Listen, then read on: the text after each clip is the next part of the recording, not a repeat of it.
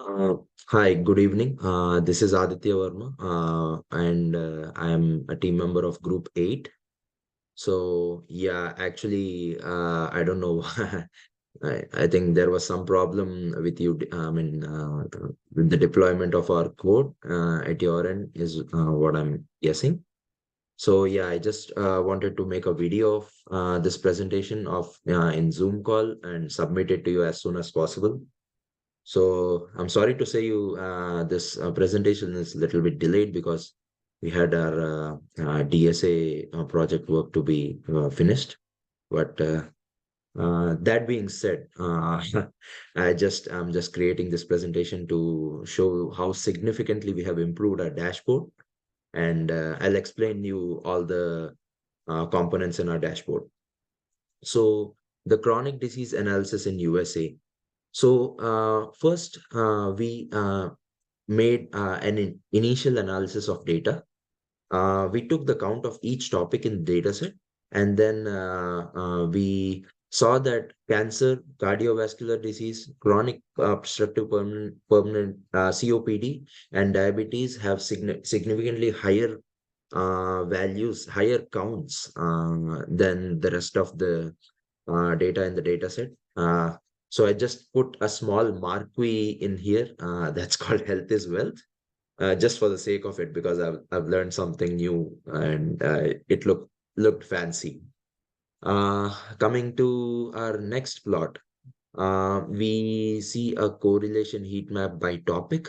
This correlation heat map basically we tried to check if there is any correlation between different types of diseases, just to understand the data better. So after initial analysis of data, since we found out that these four data sets, diabetes, COPD, cardiovascular, and cancer has higher uh, volume of data. So then we checked the subtopics, and then we found out that there are a lot of mortality and hospitalization related issues. So during our data visualization, we actually we actually set on how we will go upon looking at the trends. So we checked at the mortality trends because in real life, I think mortality trends need to be focused on more. And then the next set of trends was hospitalization trends. And then we checked if stratification was of any use in our disease analysis trends, and we checked out if there is any additional insights that we uh, found interesting. So, going on to mortality trends, we checked different trends like mortality with end stage renal cancer, mortality as underlying cause among adults aged greater than 45, mortality from heart failure, mortality from coronary heart diseases, and mortality from diseases of heart, and so on. So, in all these graphs, we've also added the findings in these graphs. And in most of the cases, we found that California, Texas, Florida were significantly higher in numbers because a lot of them were calculated on mortality numbers simply because the population in these areas are a little high. So there is also mortality in cardiovascular diseases. Uh, so these are the mortality trends, and we chose to make it clean. So all the mortality trends were, plotted on a box plot, just to make the visualizations clean. Now, coming to hospitalization trends.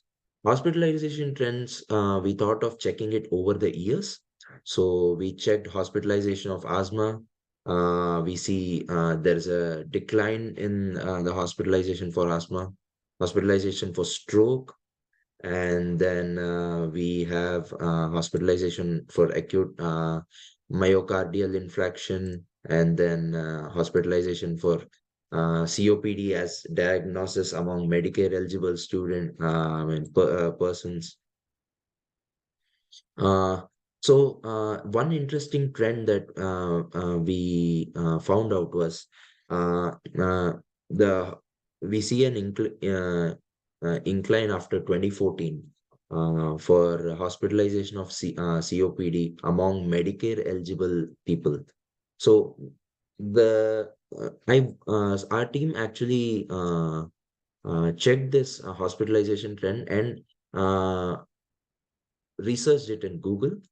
The thing, the what happened in 2014 was the Medicare eligible people's budget limit was lowered. That means people with lower income of people with lower income were able to take Medicare eligibility post 2014, and we think that is the reason there is a rapid, increase in hospitalization trends. So now coming to the stratification trends, these stratification trends were quite interesting to see. In most of the cases, the race distribution was fairly biased towards the white population.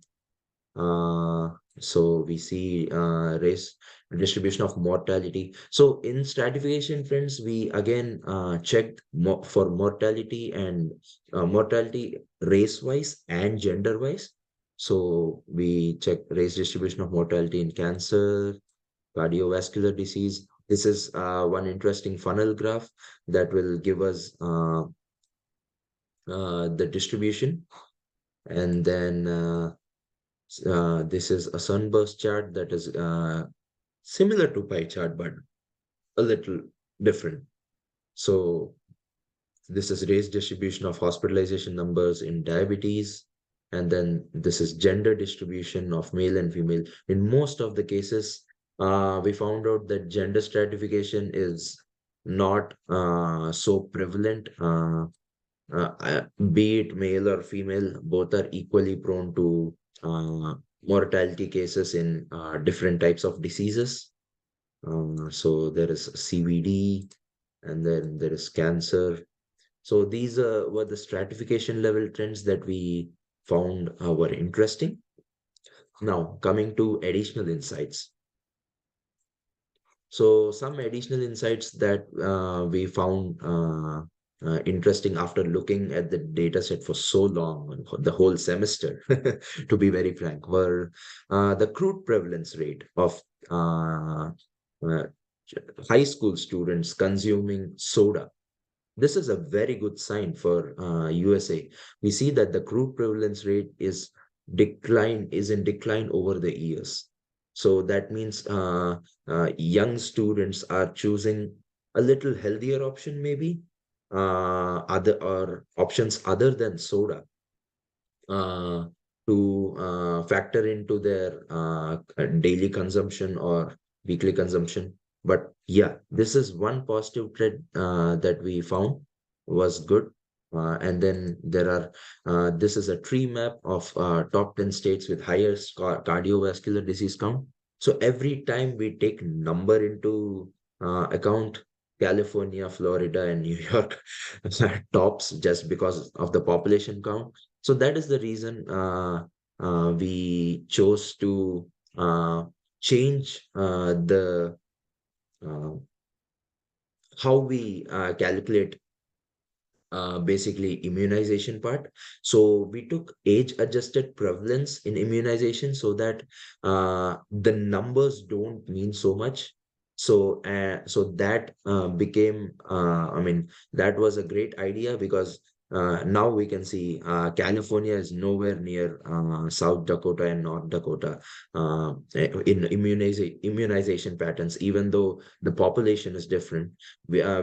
As soon as we used age adjusted prevalence instead of the sheer number of the data, we see that the prevalence rate in states like North Dakota and South Dakota and Oklahoma were way higher than our general trends that we were seeing throughout uh, the the mortality trends and hospitalization trends, where we took a lot of numbers into account. And one more interesting graph is gender-wise adults. So in this line graph, we were checking gender-wise proportion of older adults that were up to date on clinical preventive services. It is clear that male population in general were more up to date on clinical preventive services than female population. So all of the findings that we found, I mean, findings that we gathered with the graph, I just want to reiterate, all of them are noted down properly. So now oral health, cancer, reproductive health, diabetes. So this is a heat map that's a killer. Just because the cancer data is so high, this heat map always gets us. It always takes few seconds to load.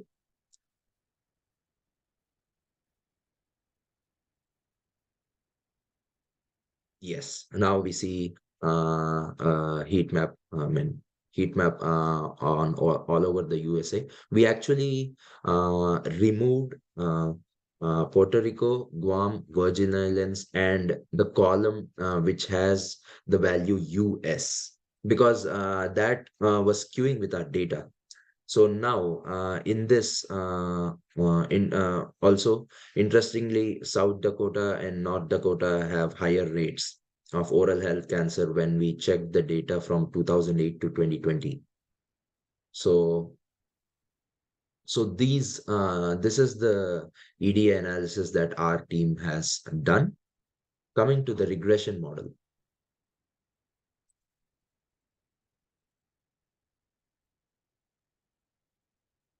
Yes. So for regression model, we chose to predict the alcohol use among youth in the coming years. So we employed three distinct regression models in our analysis. One was linear regression, two was XGBoost, three was random forest. And among these, linear regression model demonstrated superior performances. We found the highest R squared value and the smallest disparity between training and test R square value in linear regression. So in order to show the uh, uh, disparity between predicted and actual values, we plotted charts for linear regression, XGBoost, and random forest. You could see that a lot of data points are passing through this linear regression training line. Thus, I mean, this is a visual representation of RMSE value of linear regression being high than XGBoost and random forest. So we chose to do a linear regression, use linear regression model to predict the values. So if I do 2023 and do predict, we can see that predicted crude prevalence in the input year, that is 2023, is 21.35. That basically means that the crude prevalence of alcohol use among youth in USA in coming years would be around 21.35. So if I change it to 2024, the value would change 20.35. And also, you see how the value has decreased. If and we found one thing interesting was the alcohol use among youth over the years have actually reduced. So that is why we see that 2024 value was lesser than 2023. 2023 was 21 point something, 2024 is 20.35. So that means our model is trained well and our prediction is accurate. So this is our Plotly uh, project. So yeah, we actually tried to inculcate CSS code, but unfortunately, it was not working in GCP. Actually, the whole background was in blue, actually. If we have time, I would like to show you that in Jupyter Lab, actually. Give me a moment. I'll uh, pause the recording maybe and then set up and then resume the recording so that you don't have to waste your time watching this. Give me a moment. Yeah, yeah. Sorry, I'm new to Zoom.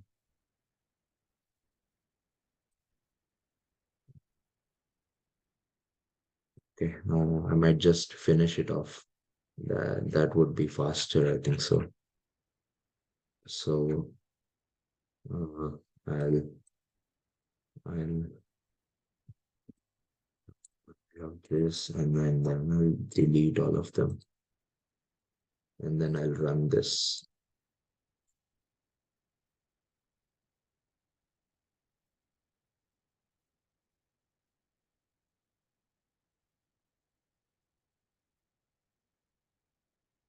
Yeah. So yeah. Okay.